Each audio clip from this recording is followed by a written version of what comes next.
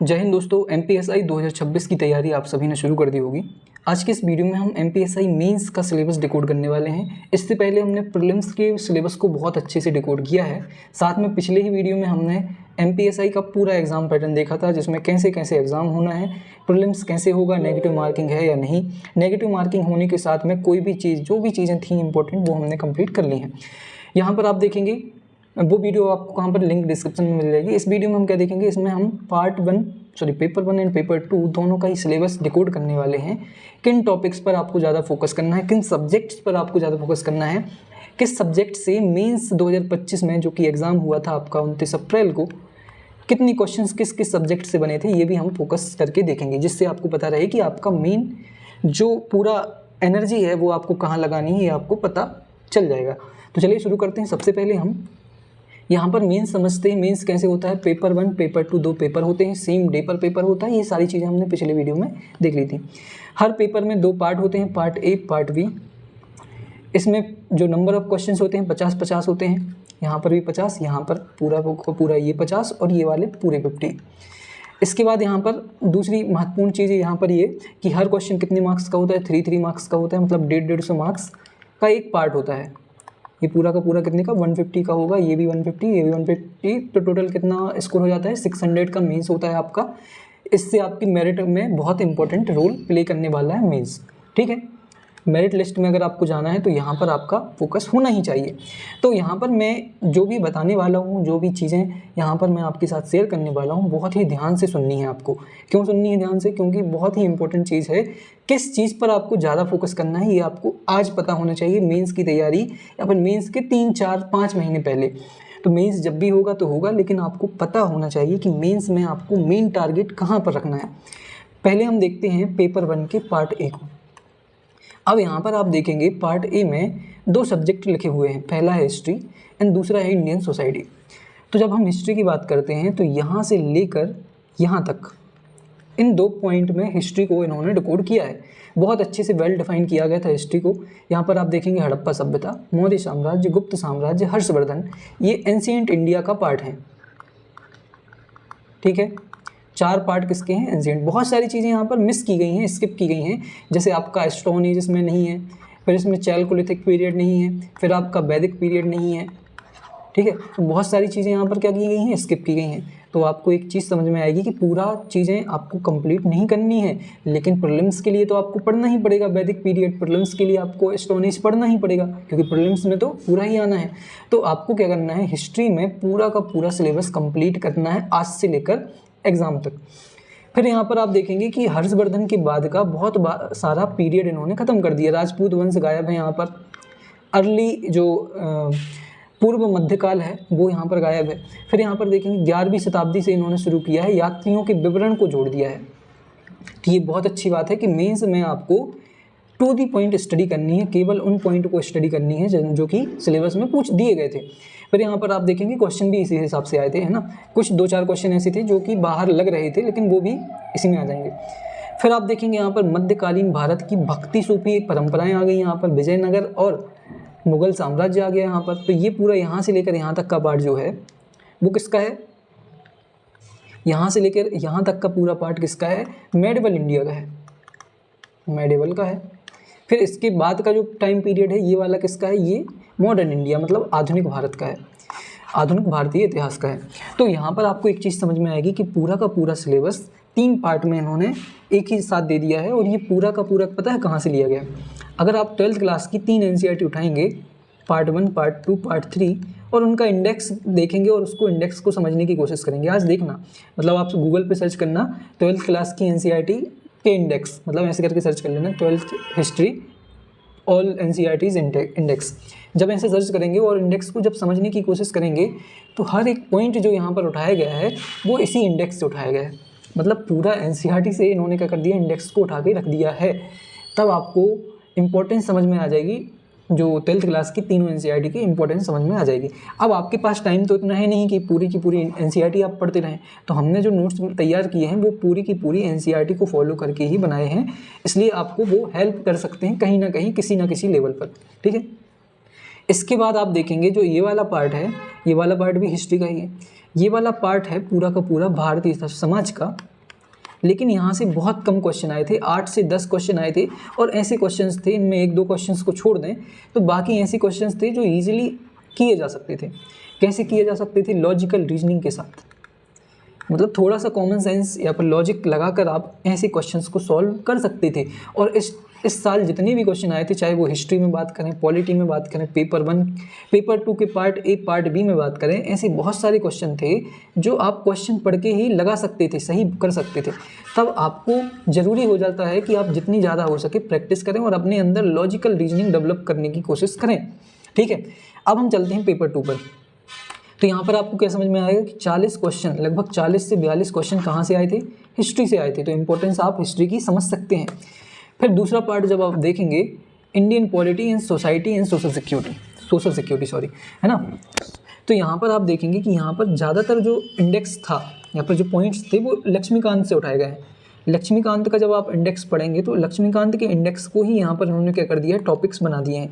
जैसे भारतीय संविधान का ऐतिहासिक आधार, विकास, विशेषताएं, संशोधन, इनको सीक्वेंस से इन्होंने क्या किया है, ऐड किया है। महत्वपूर्ण प्रावधान में कौन सी चीज़ें आती हैं? महत्वपूर्ण प्रावधान में भारतीय संविधान के भाग 1 से लेकर भाग 4A तक की चीज़ें आती हैं, मतलब मूल अधिकारों तक की बात आती है। तो ये महत्वपूर्ण प्रावधान आ गए। फिर बुनियादी संरचना। अब आप एक काम करना, लक्ष्मीकांत का भी इंडेक्स खोलना और उसके हर एक पॉइंट को, हर एक चैप्टर को समझने की कोशिश करना, आपको यहीं से आंसर मिलेगा। अब यहाँ पर इन्होंने क्या किया है, इन्होंने संघ राज्य संबंध जोड़ दिया है। यहाँ पर संघ राज्य संबंध जोड़ दिया है। ये देखिए इसमें नहीं, ये संघ राज्य संबंध, हाँ ये। तो यहाँ पर आप देखेंगे संघीय ढांचा पूछ लिया, शक्तियों का हस्तांतरण पूछ लिया, यहाँ पर संरक्षण जो हस्तांतरण है वो सब चीज़ें हो गई यहाँ पर। फिर यहाँ पर आप देखेंगे, यहाँ पर शक्तियों का पृथक्करण आ गया, विवाद निवारण तंत्र आ गया, ये भी केंद्र राज्य संबंध से संबंधित है। फिर यहाँ पर जब आप इसको बहुत अच्छे से डिकोड करेंगे, संसद और राज्य विधायिका संरचना, तो यहाँ पर क्या आ गया, संसद आ गया आपका पूरा, और फिर यहाँ पर आ गया राज्य विधान परिषद आ गया आपका, राज्य विधान परिषद आ गया आपका। फिर यहाँ पर कार्यपालिका और न्यायपालिका, मतलब सुप्रीम कोर्ट, हाई कोर्ट के साथ में ये वाला पार्ट पूरा कवर हो जाएगा। फिर यहाँ पर केंद्र और राज्य द्वारा कमज़ोर, अब ये दो चीज़ जो हैं, ये पूरा आपका संविधान वाला पार्ट है। ठीक है, संविधान वाला पार्ट है यहाँ से लेकर यहाँ तक का, जो कि लक्ष्मीकांत में बहुत अच्छे से दिया हुआ है। आप किसी भी बुक को फॉलो कर सकते हैं, मैं लक्ष्मीकांत को प्रमोट नहीं कर रहा हूँ। कम टाइम में आपको ज़्यादा अच्छे से चीज़ें कंप्लीट करनी है तो आपके पास बहुत क्रिप्स नोट्स होने चाहिए। क्रिप्स नोट्स होने के साथ साथ डीप नोट्स होने चाहिए, जो कि आपके प्रीलिम्स और मेंस दोनों को फॉलो करें। तो अगर आपके पास कोई अच्छी बुक है जहाँ पर ये सारी चीज़ें कवर हो रही हैं और साथ में मेंस के क्वेश्चन वहाँ से बन रहे हैं, तो आप उसको फॉलो कर सकते हैं। मेरी तरफ से कोई बिल्कुल भी ये फोर्स नहीं है कि आप यही बुक पढ़िए, कोई भी बुक आप फॉलो कर सकते हैं। ठीक है, या फिर आप हमारे नोट्स भी पढ़ सकते हैं और एक बार देख सकते हैं कि वहाँ पर कैसा कंटेंट आपको मिलने वाला है। अगर हम केंद्र राज्य द्वारा कमज़ोर वर्गों के लिए कल्याणकारी योजनाओं की बात करें या फिर इन दो पॉइंट की बात करें तो ये आ जाते हैं सामाजिक न्याय और विधान से। लेकिन यहाँ से क्वेश्चन कितने थे, लगभग 3-4 क्वेश्चन ही थे या फिर 5 के आसपास क्वेश्चन थे, जो कि कहाँ से पूछे गए थे, इस वाले पार्ट से पूछे गए थे। बाकी ज़्यादातर क्वेश्चन जो थे वो कहाँ से, पॉलिटी से थे। तो आपको क्या पता चलता है कि अगर आप प्रीलिम्स की तैयारी कर रहे हैं और प्रीलिम्स की तैयारी करते करते अगर आपकी मेंस की भी तैयारी हो जाए तो कितना अच्छा ना रहेगा। मतलब क्योंकि सिलेबस में कोई अंतर तो है नहीं, यहाँ पर प्रीलिम्स में आपको पूरा का पूरा सिलेबस कंप्लीट करना है हिस्ट्री एंड पॉलिटी का, जबकि मेंस में तो उससे भी कम करना है। प्रीलिम्स में आपको पूरा सिलेबस पढ़ना है, जिसमें वैदिक पीरियड भी पढ़ना है, स्टोन एज भी पढ़ना है, लेकिन मेंस में क्या करना है, आपको कम पॉइंट पढ़ने हैं। तो जब आप प्रीलिम्स की तैयारी करेंगे तो मेंस की तैयारी तो आपकी वैसे भी हो जाएगी। अगर आप सही नोट्स से पढ़ रहे हैं या फिर सही कंटेंट से पढ़ रहे हैं तो आप हमें फॉलो कर सकते हैं। साथ में मेंस की बात करें तो मेंस में भी आपको प्रीलिम्स को भी टारगेट करना है और मेंस को भी टारगेट करना है पॉलिटी के लिए। तो यहाँ पर आपको एक चीज़ समझ में आएगी कि आपका जो मैक्सिमम पार्ट है वो हिस्ट्री एंड पॉलिटी में कवर हो रहा है। अब अगर हम पेपर 2 की बात करें तो पेपर 2 में पार्ट ए जो है वो कहाँ से है, इन 7 सब्जेक्ट से लिया गया है। कौन कौन से, current affair, science and tech, economy, फिर एनवायरनमेंट, फिर इसके बाद आएगा आपका इंटरनल सिक्योरिटी। तो 5 सब्जेक्ट में आपके 50 क्वेश्चंस पूछे जाने हैं। अब आप खुद एक निर्णय लीजिए, आप खुद ये क्वेश्चन करिए अपने आप से कि आप सबसे ज़्यादा टाइम या फिर सबसे ज़्यादा ध्यान इन 100 क्वेश्चंस पर करेंगे जिनमें 2 सब्जेक्ट आने हैं, या फिर इन 5 सब्जेक्ट पर करेंगे जिसमें 50 क्वेश्चन आने हैं। तो आपका आंसर होगा कि भाई मैं तो सबसे पहले इस वाले पार्ट को बहुत अच्छा करूँगा, पेपर 1 को पूरा का पूरा अच्छा करूँगा। यही आपका सभी का आंसर होगा। और जब सभी का यही आंसर होना है तो आप बताइए कि आपको इस वाले पार्ट पर माथा मारना ही नहीं है। इसकी पूरी की पूरी चीज़ें या फिर इसकी पूरी जिम्मेदारी मुझ पर छोड़ दीजिए, क्योंकि हम यहाँ पर क्या करेंगे, आपके हर एक सब्जेक्ट को बहुत अच्छे से डिकोड करके आपको बहुत ही to the point notes provide कराएंगे, जैसा कि हमने मेंस में प्रोवाइड कराए थे। आपको जानकर हैरानी होगी कि हमारे क्वेश्चन जो नोट्स थे या फिर हमारे टेस्ट जो थे, यहाँ से मैक्सिमम क्वेश्चन रिपीट हुए हैं मेंस में। मतलब आप अगर टॉपर्स को फॉलो करते हैं तो उन्होंने भी, कुछ टॉपर्स ने हमें रिकमेंड किया होगा आपके लिए। तो आप यहाँ पर एक चीज़ देखेंगे कि जो बड़े बड़े कोचिंग इंस्टीट्यूट नहीं कर पाए, मैं आपको बता देता हूँ एक बार। एक बहुत ही फेमस कोचिंग है एमपी में, उन्होंने एग्ज़ाम के जस्ट 10-15 दिन पहले एक बहुत ही मोटी बुक लॉन्च की थी, जो कि किसके लिए थी? वो बुक थी किसके लिए? पूरी की पूरे पेपर 1 पेपर 2 के पार्ट ए के लिए। बहुत मोटी बुक थी वो। और मुझे बताते हैं लोग, खुद मैसेज करते हैं, मुझे कॉल करते हैं और बताते हैं कि उन्होंने उस बुक से जैसे ही पढ़ा तो कंफ्यूज हो गए वो बहुत ज़्यादा कि इतना डीप आएगा क्या। तो बिल्कुल डीप नहीं आएगा, और जितना भी डीप आएगा उसकी तैयारी हम पर छोड़ दीजिए, हम उसको आपको कंटेंट प्रोवाइड कराएंगे। तो उसकी पूरी जिम्मेदारी किसकी होनी चाहिए? मेरी होनी चाहिए। मैं आपको क्वालिटी कंटेंट प्रोवाइड कराऊँगा कम टाइम में। आपको कोई भी मोटी सी बुक नहीं पढ़नी है इन 5 सब्जेक्ट के लिए, जहाँ पर केवल 50 क्वेश्चन आने हैं। तो मेन फोकस यहाँ पर करिए आप। इसका पूरा का पूरा जितनी भी जिम्मेदारी है, पूरा भार है, मेरे ऊपर छोड़ दीजिए, ठीक है, सौंप दीजिए मुझे। तो यहाँ पर आप देखेंगे, अब मैं यहाँ पर क्वेश्चंस भी बता देता हूँ कितने क्वेश्चंस पूछे गए थे। करंट अफेयर जो सबको यहाँ से डर लगता है, 3 क्वेश्चंस यहाँ से पूछे गए थे। कितने क्वेश्चंस आए थे? 3 क्वेश्चंस आए थे। अब बताइए, अब यहाँ पर एक चीज़ मैं ध्यान दिला देता हूँ आपका, ये वाला पॉइंट पढ़िए और ये वाला पॉइंट पढ़िए। ये साइंस एंड टेक से पार्ट है, लेकिन इनको अलग अलग तरीके से लिखा गया है, सेम चीज़ों को लिख के। जैसे यहाँ पर बोला इन्होंने सूचना प्रौद्योगिकी, अंतरिक्ष। अब यहाँ पर आप पढ़ेंगे नवीन तकनीक, जैसे सूचना और संचार तकनीकी। फिर आप यहाँ पर इसी के अंदर आ गया ये तो है ना। फिर यहाँ पर आप पढ़ेंगे दूसरा अंतरिक्ष पढ़ेंगे, तो अंतरिक्ष के अंदर क्या क्या आ जाएगा? सुदूर संवेदन आ जाएगा, अंतरिक्ष, GIS आ जाएगा, GPS आ जाएगा। ये तीनों के तीनों पॉइंट किस में आ जाएंगे? अंतरिक्ष में आ जाएंगे। फिर कंप्यूटर में क्या आ जाएगा आपका? कंप्यूटर में तो ये आ जाएगा आपका नवीन तकनीकी, जैसे सूचना प्रौद्योगिकी आ जाएगा, ठीक है। फिर रोबोटिक्स, इसको अलग कर देते हैं। नैनो टेक्नोलॉजी देखिए आप, नैनो तकनीकी है यहाँ पर। फिर यहाँ पर पुलिसिंग आ गया, यातायात आ गया, स्थानिक।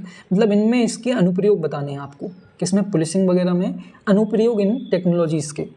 तो मैक्सिमम क्वेश्चंस जो पूछे गए थे किसी पार्ट में, क्योंकि यहाँ पर 2 बार डिकोड किया गया है इसको, साइंस एंड टेक को, सबसे ज़्यादा क्वेश्चंस 20 क्वेश्चंस पूछे गए थे साइंस एंड टेक से।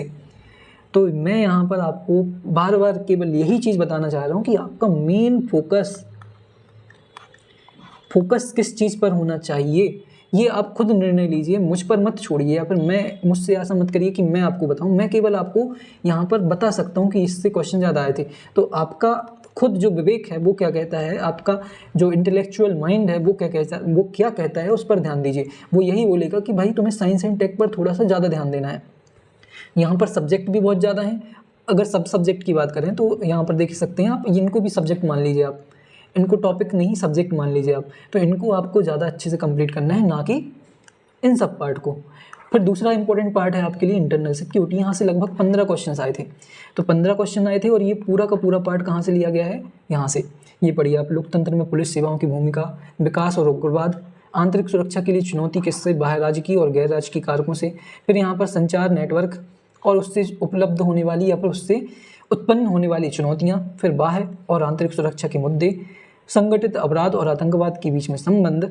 ये पूरा पार्ट किससे आया है? इंटरनल सिक्योरिटी से। यहाँ से जो क्वेश्चंस पूछे गए थे ना, इंटरनल सिक्योरिटी से जो क्वेश्चंस पूछे गए थे वो बहुत ही इजी थे। इजी थे का मतलब कि इनको किया जा सकता था, इजी टू एलिमिनेट थे। इनको मैं बहुत ही जल्दी सॉल्व कराने वाला हूँ, जिसमें हम पूरे के पूरे 50 क्वेश्चंस देखेंगे पेपर 2 के पार्ट ए को, जिसमें आप देखेंगे कि बहुत सारे क्वेश्चन इजी थे और हमारे नोट्स से या फिर हमारी टेस्ट सीरीज से सीधे आए थे। तो बहुत ही काम की जो नोट्स हैं हमारे होने वाले हैं। तो अब आगे हम पेपर 2 को देख लेते हैं। पेपर 2 के पार्ट बी को देख लेते हैं। यहाँ पर क्या है? पेपर 2। तो यहाँ पर ज़्यादातर जो क्वेश्चंस थे वो आए थे मैथ से। रीजनिंग से क्वेश्चंस थे केवल 2 से 4। बाकी 45 to 47 क्वेश्चन किससे थे? वो थे आपके मैथ से। जैसा कि आपको सिलेबस में भी दिख रहा होगा, आधार संख्याएं सांख्यिकी, आंकड़ों का प्रबंधन व्याख्या, अनुपात समानुपात इकाई विधि, लाभ हानि प्रतिशत छूट, साधारण चक्रवृद्धि ब्याज, जैसे यहाँ से किस्त वाले क्वेश्चन पूछे गए थे। चित्र विधि, क्षेत्रफल, क्षेत्रमिति हो गए, परिमाप आयतन, यहाँ से क्वेश्चन थे। अनुपात समानुपात से तो एकदम थ्योरी वाले क्वेश्चन थे। या अगर मैं बात करूँ सांख्यिकी से, यहाँ से भी थ्योरेटिकल क्वेश्चन थे, थ्योरेटिकल। तो इस पर हम बहुत ही जल्दी आपको वीडियो ले आएंगे जिसमें हम पूरा का पूरा कंटेंट को या फिर पूरे के पूरे क्वेश्चंस को एनालाइज करेंगे और उसी के पर बेस्ड हमारे MPSI मेंस के लिए मैथ्स की क्वेश्चन जो आपको कंटेंट है वो आपको मिलने वाला है। तो बहुत अच्छी बात है कि अब हमारे पास एग्जाम्पल है या फिर हमारे पास PYQs हैं और इन्हीं PYQs को टारगेट करके हम कंटेंट प्रोवाइड कराने वाले हैं। तो यहाँ पर भी आपको फ़ायदा होगा। मतलब बड़े बड़े कोचिंग इंस्टीट्यूट के पीछे भागना बंद करिए कुछ टाइम के लिए, जहाँ पर आपको क्वालिटी कंटेंट मिले, क्वालिटी नोट्स मिलें, क्वालिटी टेस्ट मिले, उनको फॉलो करिए। बहुत कोई भी हो सकता है, छोटा मैं नहीं बोल रहा हूँ अपने लिए। जहाँ पर आपको सही चीज़ मिले वहीं पर जाइए, वहीं पर अपना ज़्यादा दिमाग लगाइए ताकि आपको ज़्यादा फ़ायदा हो सके। तो हम यहाँ पर क्या करेंगे, PYQ बेस्ड आपको कंटेंट प्रोवाइड कराएंगे बहुत ही जल्दी। जैसे ही हम प्रीलिम्स का कंप्लीट कर लेंगे कंटेंट, उसके बाद हम मेंस को भी टारगेट करना शुरू कर देंगे। अब यहाँ पर कुछ की पॉइंट हैं जो आपको पता होने चाहिए मेंस के लिए। PYQs को आपको फॉलो करना है, टॉपिक वाइज नोट्स पढ़ने हैं। टॉपिक वाइज मतलब अगर हम साइंस एंड टेक की बात करें तो आपको बायोटेक पढ़नी है, आपको नैनो टेक पढ़नी है, आपको यहाँ पर जो प्रौद्योगिकी है, संचार प्रौद्योगिकी, कम्युनिकेशन टेक्नोलॉजी, उसको पढ़ना है। तो आपको टॉपिक वाइज नोट्स मिलें तो ज़्यादा अच्छा है, ना कि एक बुक मिले जिसमें कि पूरा का पूरा कंटेंट बल्कि फॉर्म में आपको मिल जाए। तो उससे क्या होगा, आप कहीं ना कहीं बर्डन का शिकार हो जाएंगे और कुछ ज़रूरी चीज़ें आपकी मिस हो जाएंगी जो कि क्वेश्चन पेपर में आ सकती हैं। टू दी पॉइंट स्टडी करनी है, प्रैक्टिस टेस्ट लगाने हैं, मॉक टेस्ट। चलो मैं आपको एक कुछ ज़रूरी बात बता देता हूँ। आप सर्च करेंगे गूगल पर कोरा कागज़ UPSC या फिर कोरा कागज़ UPSC.in, तो आपको हमारी वेबसाइट मिलेगी। उस वेबसाइट में आपको क्या करना है, MPSI 2025 के टेस्ट ओपन करने हैं। तो यहाँ पर हमने क्या किए थे, मेंस के फुल लेंथ टेस्ट कुछ फ्री में अवेलेबल हैं, शायद तीन टेस्ट फ्री में अवेलेबल हैं। आप कंपेयर करना खुद से, मैं नहीं बोल रहा हूँ कि आप किसी और से कंपेयर करिए। आप PYQ सामने रखना, प्रीवियस ईयर क्वेश्चन पेपर सामने रखना और साथ में हमारा टेस्ट सीरीज जो 3 टेस्ट अवेलेबल हैं फ्री में वो ओपन करना और उन टेस्ट को लगाकर आप देखना कि हमने जो नोट्स या फिर जो टेस्ट प्रोवाइड कराए थे कब, बिल्कुल MPSI के 1 महीने पहले, 10 दिन पहले, 5 दिन पहले, क्योंकि 1 महीने का ही टाइम मिला था। उस 1 महीने में जो हमने टेस्ट प्रोवाइड कराए थे वो एकदम क्वेश्चन पेपर लेवल के थे, एग्ज़ाम लेवल के थे। तो ये आपको पता होना चाहिए कि आपको प्रैक्टिस कहाँ से करनी है। टेक्स्ट बुक से प्रैक्टिस नहीं कर सकते हो आप। टेक्स्ट बुक ने तो बिल्कुल फॉलो ही नहीं किया था किसको, एग्ज़ाम पैटर्न को। तो टेक्स्ट बुक को फॉलो नहीं करना है। अगर आपके बहुत अच्छे मार्क्स आ रहे हैं टेक्स्ट बुक में तो अच्छी बात नहीं है, क्योंकि उन्होंने एग्ज़ाम पैटर्न को फॉलो ही नहीं किया था। और अभी भी पता नहीं, मैंने तो देखा ही नहीं है उनका एग्ज़ाम पैटर्न अभी हमने क्या रखा है, लेकिन उन्होंने फॉलो ही नहीं किया था। तो बिल्कुल खुश मत होइए, सही टेस्ट लगाइए, सही मॉक टेस्ट लगाइए, तभी आपको फ़ायदा होगा। एनालिटिकल स्किल्स होनी चाहिए आपके अंदर, कॉमन सेंस। PYQs देखिए, मेरे 2 वीडियोस जो हिस्ट्री के हैं वो आपको पब्लिकली अवेलेबल हैं, 2 प्राइम मेंबरशिप वालों के लिए अवेलेबल हैं, वो आपको मिल जाएंगे। कहाँ पर, जो यूट्यूब पर प्राइम मेंबरशिप होती है वहाँ पर आपको मिल जाएंगे। लॉजिकल एनालिटिकल स्किल्स आपको फॉलो करनी है। ये सारे इंपॉर्टेंट फैक्ट्स हैं या फिर इंपॉर्टेंट फैक्टर्स हैं जो आपकी तैयारी को बूस्ट कर सकते हैं, ठीक है। इसके अलावा क्या करना है, आपको निरंतर तैयारी करनी है, निरंतर प्रयास करना है। परिणाम किसके ऊपर छोड़ देना है, नियति के ऊपर, डेस्टिनी के ऊपर छोड़ देने हैं। बहुत ही इंपॉर्टेंट, कितना प्यारा अनुगच्छतु प्रवाहम, कितना अच्छा श्लोक है ये। हमारी संस्कृति हमको क्या क्या देती है, इसको फॉलो करिए। अनुगच्छतु प्रवाहम का मतलब है कि अपने आप को धारा के प्रवाह में बहते जाने दीजिए, अपना कर्म करते चलिए और बहते चलिए। इस टाइम पीरियड के साथ में, इस तैयारी के साथ में आपकी जो डेस्टिनी है वो आपको वहाँ पहुँचा ही देगी जहाँ पर आपको जाना है। तो बस इस अनुगच्छतु प्रवाहम के साथ अपनी तैयारी करते रहिए और जुड़े रहिए कोरा कागज़ UPSC के साथ। Thank you for watching. Subscribe करना ना भूलिए और टेलीग्राम चैनल को, साथ में इंस्टाग्राम को भी आप हमको फॉलो कर सकते हैं। क्या करना है आपको, बस कोरा कागज़ UPSC सर्च करना है। टेलीग्राम चैनल पर आपको हमारे पेड बैच से रिलेटेड सारी इन्फॉर्मेशन मिल जाएगी। जिसमें हम बताते हैं कि क्या क्या चीज़ें आपको कहाँ से कैसे कंप्लीट करने वाले हैं, हम वो सारी चीज़ें हम कंप्लीट कराते हैं, तो वो आपको मिल जाएगी। साथ में जो हमारा पेड बैच है उसकी फ़ीस बहुत जल्दी बढ़ सकती है, तो जितना जल्दी हो सके हमको फॉलो कर लीजिए, हमको ज्वाइन कर लीजिए और जल्दी से जल्दी अपनी तैयारी शुरू कर दीजिए, ताकि आपके कंधे पर 2 स्टार बहुत जल्दी सुशोभित हो सकें। तो जुड़े रहिए कोरा कागज़ यूपीएससी पर, मिलते हैं अगली वीडियो में। जुड़े रहिए ऐसे ही। जय हिंद, जय भारत, धन्यवाद।